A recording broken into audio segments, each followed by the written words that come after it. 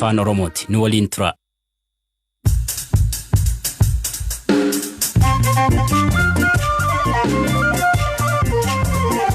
Yooyaa ammallee yooyaa dhageeffatoota BBC afaan oromoo sagantaan keenya jimaataa am jalqaba. Qophii tarraa keessatti qoratuun dhalatuun Itoophiyaa taguugul iraariyamte maan hojjechaa turte. Afrikaanonni teeknooloojii fuula namaa adda baasu bakka biraatti hojjetamee nu biratti ni hojjeta jedhanii yoo callisanii fidan sirnaan hojjechuu dhiisuu mala. Jitook eegii lolii naannoo Tigiraayi keessatti eegalee maantu uumame bal'inaan isanitti himna. Kitaaba siyaara irraa deebii akkamii eegaa jirtu bettiin? Dhugaa dubbachuuf homaa hin eegu. Hojiin koo barreessuu qofadha. Garuu biyya kana keessa sirbituun ana qofaa. Biyyi beela jabeen jiraatutti biyya nyaatan eessa sagantaa keessa dhageettan oduu biraalee qabadee dhiyaadhaa an asli galgalooti nu waliin tura. Mootummaan Federaal Itoophiyaa tarkaanfii waraana Tigiraayi xumuramuu erga labseen booda kutaalee Tigiraayi hedduu keessatti lolitti fufee akka jiru dhaabbati biyyoota gamtoomanii beeksise. Rakkoo namooma Tigiraayi keessa jiru hammaata ta'uu fi ammallee deeggarsi dhaqqabsiisuu rakkisa ta'uu hima. Baqalaa Toomat bal'inaan isanitti hima. Wanti waraana jedhamu hin jiru. Amma miseensota garee shoror keessaa kanaa kata'an namoota qubaan lakkaa'aman adamsanii qabuudha kan hafe. Obbo Zaadiq Abrahaa waajjira ministeera muummee Itoophiyaatti ministeera Dimookiraasiiti. Ammatti Tigiraayi keessa lolli adeemaa jiru hin jiru jedhu. Dhaabbati biyyoota gamtoomanii garuu ammallee kutaalee Tigiraayi hedduu keessa lolli jira jechuu AFP'n gabaaseera. Dhaabbatichi naannichi keessatti deeggarsa namoomaa gochuuf roobii darbe mootummaa Itoophiyaa waliin waliigalus sababa lola adeemaa jiru kanaan kanneen miidhamaniif deeggarsa namoomaa gochuun rakkisaa ta'eera jedha. Kanneen deeggarsi namoomaa hatattamaa barbaachisu keessaa baqattoota Eertiraa 96 ta'an kaampii baqattootaa UN keessa jirani. Baqattooti kun erga lolli eegalees deeggarsa hin arganne nyaatii fi qorsi isaan qaban jalaa dhumateeraa ka jedhu ejensiin baqattootaa UN ammatti haalli isaan keessa jiran daran yaaddeessaa ta'uu hime. Baqattoonni ajjeefamuu fi kaampii keessaa butamullee gabaasaaleen jiru. Haa ta'u malee kana mirkaneessuun hin danda'amne. Mootummaan lolli tarkaanfii olaantummaa seeraa kabachiisuuti jedhu xumuramuu erga labsee torban guutuuf mootummaan kanaa jedhu malee aangawoonni TPLF lolli kun guyyaa itti eegalee kaasee haga ammaa osoo adda hin citiin adeemaa jiraachuu dubbatu. Obbo Zaadiq Abrahaa kana ni waakkatu. Juntaan TPLF ammatti abbaa humnaa ganda keessaati. Gahumsa waraanaa lolaaf isa dandeessisu hin qabu. Loltuu hin qabu. Meeshaalee waraanaa gurguddaas hin qabu. Deeggarsa uummataas hin qabu. Kan ammaa kun lola miti. Wayita shaakalan sagaleen dhukaasaa dhagahamuu mala.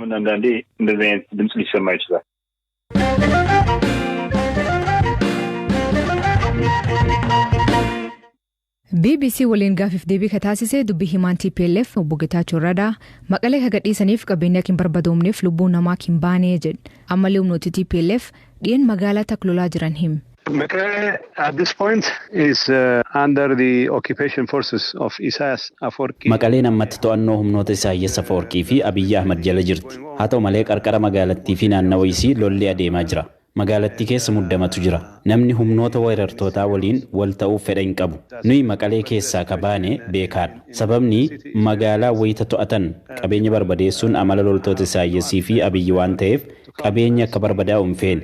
Tigiraayi gara bara dhagaatti deebisuuf boombiin reebuuf kutannoo waan qabaniif sana akka godhan sababa ta'uu hin feene. Kanaaf magaalattii gadi dhiisnee baane. Magaalattii gadi dhiisnee kabaane wayita lolli fageenya kiiloomeetira 60 haga 70 irratti taasifamaa turetti. 60-70 kilometers away from Maqalee. Haalam jiruun TPLF mariif qophii ta'uu ka gaafatame obbo Getaachoo Radaa akkan jedhe. We have no problem in negotiating on secession. Nuyi lolli akka dhaabbatu mari'achuuf rakkoo hin qabnu. Sababni isaas wanti amma jiru gocha ta'e jedhame qabeenyaa fi lubbuu namoota nagaa barbadeessuuti. Namoonni kun nu jilbeenfachiisuuf jecha warra nama nagaa boombii reebuu irraa duubatti hin jennedha. Nama harka nu micciiruu fedhu kamiifuu hin jilbeeffannu.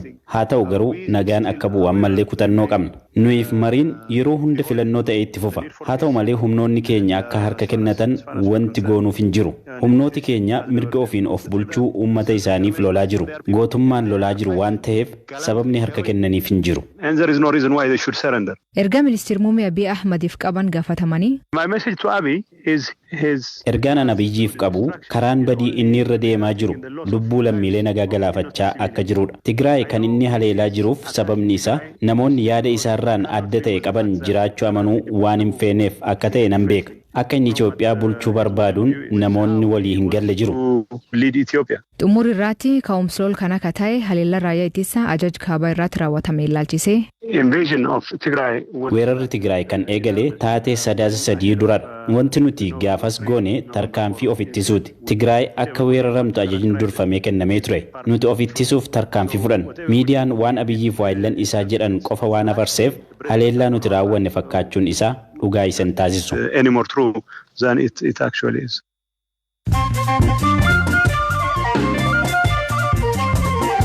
Dhageeffattootteen amma oduu gaggabaaboo isanii dhiyeessin.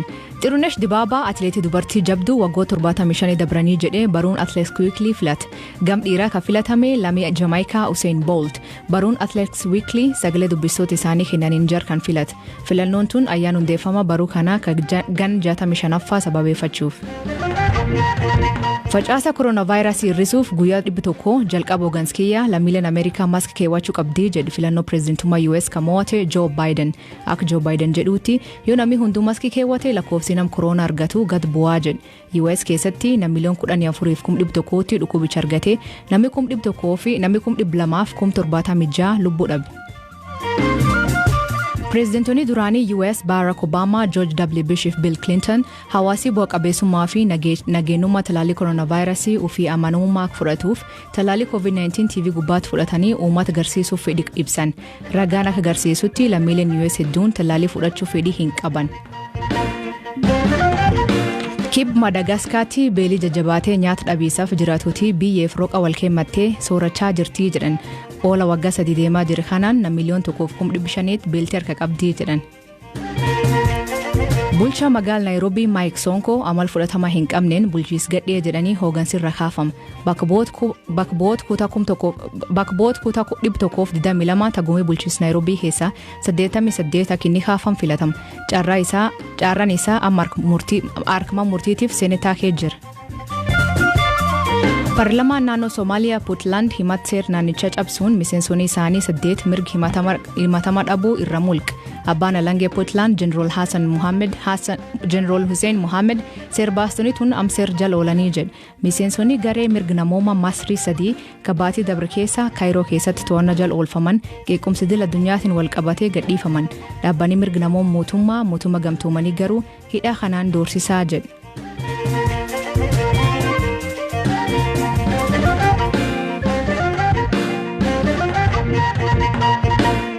Lammiileen lol naannoo Tigraay baqachuun gar Suudaanii baqatanii deebisuuf hojii jalqabu dubbii himaan ministeera dhimma alaa Ambaasaadar Diinaa Muuftiin hime. Guyyoota muraasa dura dhaabbanni mootummaa gamtoomanii UN lammiileen Itoophiyaa 40,000 ol daangaa taakanii gar Suudaanii baqachuu hime. Gamkaaniin mootummaan Itoophiyaa haal naannoo Tigraay kee jiruun hawaasa addunyaa hubachiisuuf hojiilee dippiloomaasii hojjechaa akka jiran Ambaasaadar Diinaa Muuftiin hime. Baqalaa Tooma.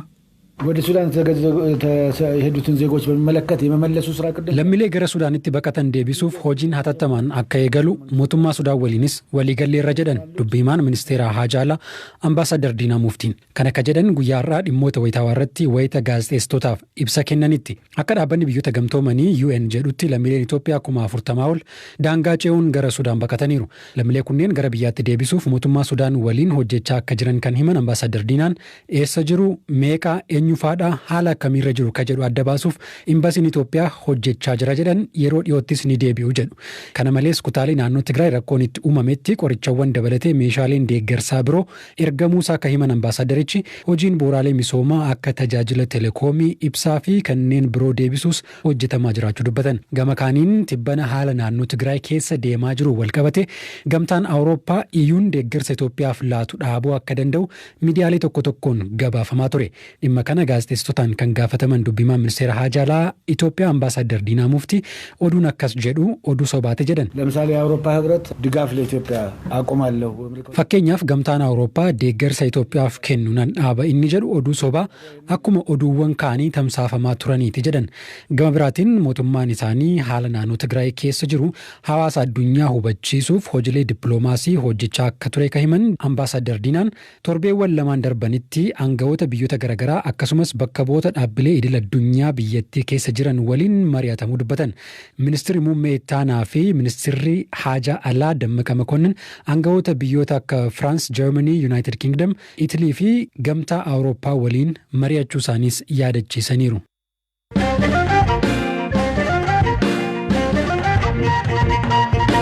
Qorattuun hubannoo namtolchee yookiin artificial intelligence laatu Itoophiyaa beekamtu taate Timnet Gabruun Google irraa ari'amuu himte. Qorattuun tun sabab gurraattii taateetiif dhibba irra gahuu iimeeyil kan ibsu hojjetootaaf barreessituu isiitiif ari'amtee Twitter irratti himte. Hojjettoonni Google 500 olii hojii irraa ari'amuu isii mormuun hooggantoota dhaabbatichaatiif xalayaa barreessan. Timnet teknooloojii fuula namaa addaan baasuu ka fuula nama gurraacha addaan baasuu hin dandeenye irratti qorannoo hojjetteen beekamte. Gaaffii deebii waggaa lama duraan BBC waliin goote haal qorannoo kan irra hojjetee dubbatti. መጀመሪያ እኔ ያልነበርኩም የጀመርኩት ይሄንን ጥናት ጓደኛዬ ኤምአይቲ jalqaba qorannoo kana kan eegale ana hin turre hiriyaa koo mana barumsaa MIT barattu Joy jedhamtudha kan eegale isheenis dubartii gurraattiidha yeroo tokko piroojeektii aartii wayii qabdi turte sanirratti teknooloojii fuula namaa adda baasu fayyadamuu barbaadde yoo yaaltu fuula ishee dubbisuu dadhabe teknooloojiin sun fuula nama adii isheen waliin galtuu ni arga fuula kan ishee garuu arguu dide san booda maaskii nama adii fakkaatu fuulatti haguuggatte jennaan fuula ishee dubbise kanarratti qorannoo sirnawaa ta'e haa goonu jenneetu kan eegalle nuyi qorannoo kana kan gooneef gurraachota waan taaneef qorannoon akka kanaa maaliif akka barbaachisu nuuf gala afrikaanonni teknooloojii fuula namaa adda baasu bakka biraatti hojjetamee nu biratti ni hojjeta jedhanii yoo callisanii fidan sirnaan hojjechuu dhiisuu mala wanti akkanaa maaliif teknooloojii siif ta'u ati ofii keen hojjechuu akka barbaachisu natti agarsiisa. ቴክኖሎጂ አንቺ ራስሽ ለምን መስራት እንዳለብሽ የሚያሳየኝ ነገር ነው። እኔ Google amdura waldaa hojjetoota hundeessituuf socho'uu jechuun hojjetoota 4 seera laan hojiirraa ari'amuu jedhanii himatam. Google balleessa uumaatu hin qabnu jedhan.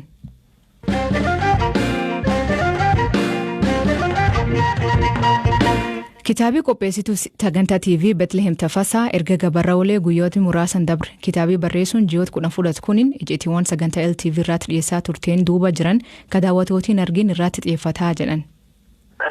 እና የኤልቲቪ ሚስጥሮቼ ነው እና የሚዳሰሰው ከቃለ መጠይቁ ጋር mata dureensaa anaaf iccitii koo LTV jedha kitaabichi dhimmoota afgaaffii aan dhiyeessaa ture irratti hin baane ilaallata iccitii kan hin jedhames waan namni hin beeknee fi miidiyaa irratti hin tamsaane gatii ta'ee fi gaaffii fi deebii 70 ture kan hin hojjedhe garuu kitaabichi hunda hin qabanne warreen falmisiisoo turan erga sagantichi darbee boodallee namoonni yeroo dheeraaf irratti dubbachaa turan akkamiin akka hojjetaman namootni gaafataman isa dhiyaateen duuba maal akka jedhanii fi kan namni hin argine ibseen barreesse namni kan argu isa gulaalamee dhumarratti baheedha isa dura garuu hojii gaazexeessummaatti adeemsi baay'een jira kanaaf seenaa ofii koo fi keessummoota koo waliinis ture kan dubbisaan hin shakkinee fi tilmaamuu hin dandeenye qabateera baay'ee miti malee seenaan koos jira.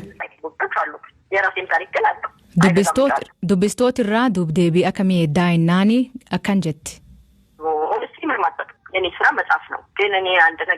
dhugaa dubbachuuf homaa hin eegu hojiin koo barreessuu qofadha garuu biyya kana keessa sirbituun ana qofaadha daldalaan ana qofaatu barreessaan jechuun namoonni of tuulan jiru ani kanaaf dantaa hin qabu hojiin koo indastiriiwwan unuun ala hin ta'u jedhaman cabsanii seenuudha duulli arrabaa fi ana qaanessuu kan durii caalaa dhufuu mala garuu kanaafis dhimma hin qabu waan addaa tahee dubbisaan itti gammada jedheen waan hin eegu miti hojiin koo barreessuudha maxxansees gabaaf baaseera kan barbaadetti fayyadama kanaan ala garuu kanan morkachaa jiru warreen barreessuun unuuf qofa waaqaa yookiin uumamaan nuuf kenname jedhanidha miidiyaalee hojii hogbarruu cabseetan seena hangan lubbuun jiru yaadni bilisaan akka dubbatamu nan taasisa. Kitaabii kun afaan Amaaraa ka qophaa'u yoo ta'e afaan Oromoo afaan Sidaamaatiif afaan Walleeyyaa hiikamuu hojjechaa jiru himti. Dhageeffatoot keen sagantaan keen kajimaata aganumaa torbaan guutuun waliin turuu keessaniif hedduu isan galatoonfannaa oduu dabalataa weebsaayit keen BBC News afaan oromoo irra dubbisaa qopheessan sagantaa kana Baqqalaa Toomaa ture keessaniif dhiyees an asli galgalooti yoo waaqee jedhee torbaan dhufuu saatti akkana walti deebina nagaa waaqa kee bulaa oraa bulaa deebanaa hangafamaan dhan bulaa.